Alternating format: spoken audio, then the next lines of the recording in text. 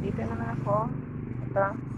Gaanin naman ako ng okra. Ayan, maraming bunga siya.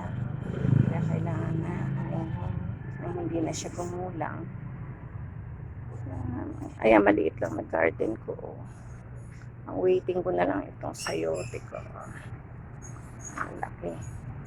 Tapos, may tanim ako dito mga sili.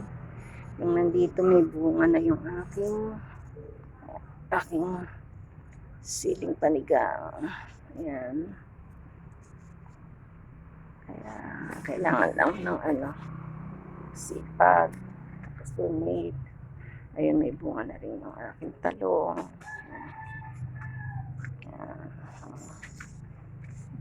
Ayun, yung talong. Ayun. Ayan. Thank you mga best.